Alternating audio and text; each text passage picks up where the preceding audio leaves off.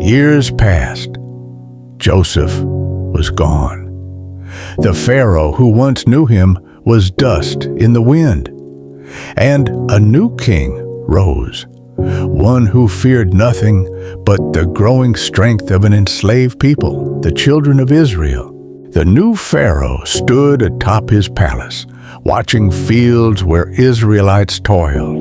Their numbers had grown, too many, too strong, his brow furrowed.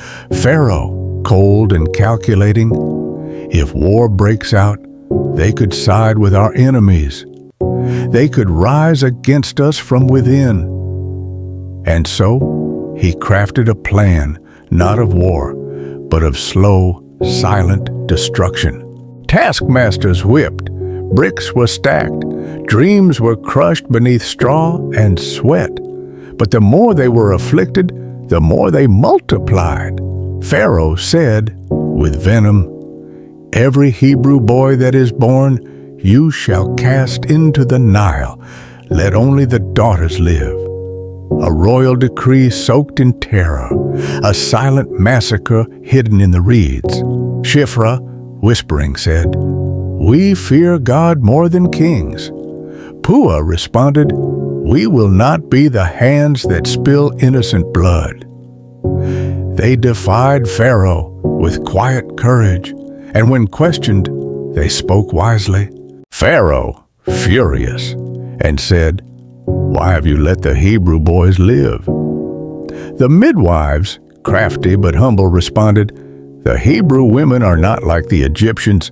They give birth before we arrive." And God saw their hearts and rewarded them with families of their own. But in the shadows of Pharaoh's fear, a promise stirred in a cradle. A deliverer was coming, and no river, no king, no sword could stop him. The river was red with silence. Pharaoh's order echoed through Egypt. Every Hebrew boy must die. But one mother said no. Jochebed, whispering, and said, "He is too beautiful to die. This one is different." For 3 months she hid him, every cry muffled, every knock a threat. But when she could hide him no longer, she built him a tiny ark. She released him to the river, but not to fate. His sister Miriam watched from the shadows, eyes wide, heart pounding. Pharaoh's daughter, startled, and said, "What is that?" Her servant opens the basket. Baby Moses cries. Pharaoh's daughter said softly, "It's one of the Hebrews' babies, but he shall be mine." Against the backdrop of genocide, the daughter of the killer adopts the child of the condemned. Miriam rushed forward and said, "Shall I fetch a Hebrew woman to nurse him for you?" Pharaoh's daughter said with joy, "Yes, go." And so, by divine irony, Moses was raised by the very mother who bore him, and paid to do so. He grew in wisdom, strength, and conflict, for though raised Egyptian, his blood beat Hebrew. Moses walks into a worksite. An Egyptian taskmaster is beating a Hebrew slave. Moses, gritting his teeth, and said, "This ends now." He looks around, no one in sight. He strikes the Egyptian down, kills him, and buries the body in the sand. But sand can't bury secrets forever.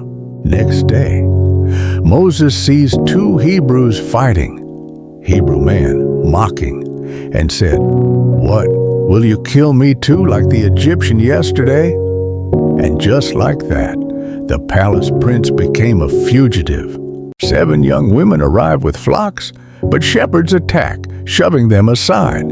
Moses, rising with grit, said, "Leave them alone." He fights off the bullies. The women escape. Later, he's invited to their home. Reuel, grateful, and said to Moses, "You defended my daughter. Stay, eat, live." And Moses, once a prince, then a fugitive, became a shepherd. He married Zipporah. They had a son. Moses names him Gershom, Reuel's daughter, and there, in the wilderness, he found peace. For now. Years passed.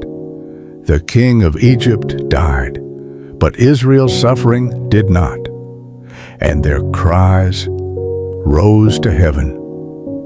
God heard, God remembered, God saw, and God knew. And so the story begins, not with a throne, but with a cradle hidden among reeds, not with an army, but with a mother's courage, not with a crown, but with a child's cry.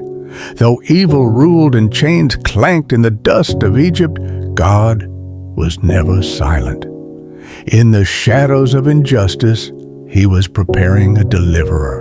From the cries of slaves to the whisper of a baby's name.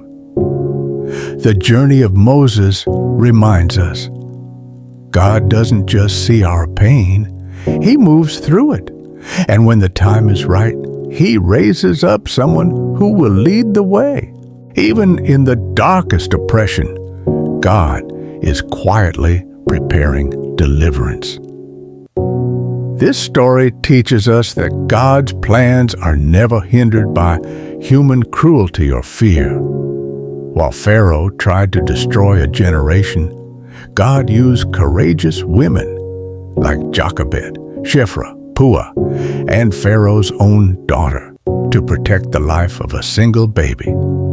That baby, Moses, would grow up to change history. When we feel forgotten, outnumbered, or overwhelmed, this story reminds us that God is at work behind the scenes, turning tears into triumph, slavery into salvation, and hidden pain into public purpose.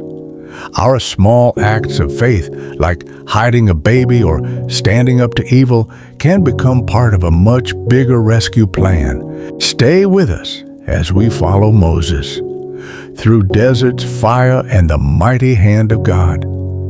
The greatest deliverance is only just beginning.